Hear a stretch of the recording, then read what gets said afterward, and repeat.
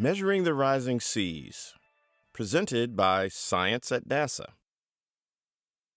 Earth is enveloped by a vast ocean that covers about 71% of our planet. Even tiny changes in this body of water can add up to enormous effects on climate and weather.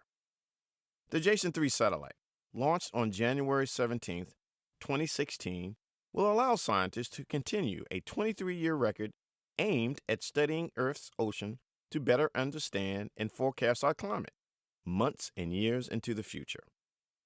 Jason 3 project scientist Josh Willis of NASA's Jet Propulsion Laboratory in Pasadena, California, says Jason 3 will measure the rising oceans and changing climate for the next 5 years. Jason 3 is the latest in a series of satellites that accurately measure the height of the ocean surface dating back to the launch of Topex Poseidon in 1992. Next came Jason 1, launched in 2001, and then Jason 2, launched in 2008. Jason 3 will be joining Jason 2 in orbit. For Jason 2 and Jason 3, the National Oceanic and Atmospheric Administration, or NOAA, and the European Organization for the Exploration of Meteorological Satellites, or EUMETSAT, joined an international partnership with NASA and the French space agency CNES. Willis adds that from one mission to the next, we want to overlap our Jason data and stitch it together to give us a consistent story of how our climate is warming and our oceans are changing. Global sea level rise measured by these satellites is one of the clearest indicators of how humans are changing the climate.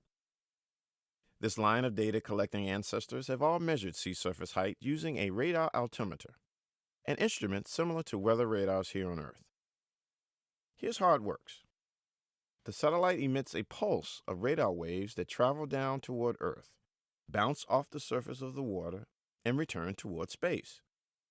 Once the satellite detects the return signal, the altimeter calculates the round-trip travel time. The longer the round trip, the lower the waters are below. The height of the water also tells us about how warm the waters may be between the surface and the bottom, because warm water expands and causes a rise in sea surface height. The opposite is true for colder waters. Ocean temperatures are making big news right now as a massive band of warm water builds up and moves from west to east across the equatorial Pacific Ocean. This phenomenon, called El Niño, causes abnormal weather patterns around the globe. Ripple effects could include rainy and cooler weather in the southern United States and a chance to put a dent in California's current drought. A reverse of the El Niño phenomena, called La Niña, is associated with the drought in the southwest. Willis says, El Niño is here.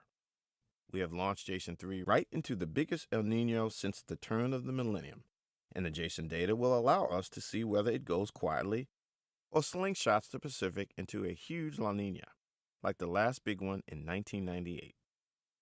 The Topex Poseidon and Jason satellites have a history of measuring climate change and monitoring El Niño. Soon, Jason 3 could be making history of its own.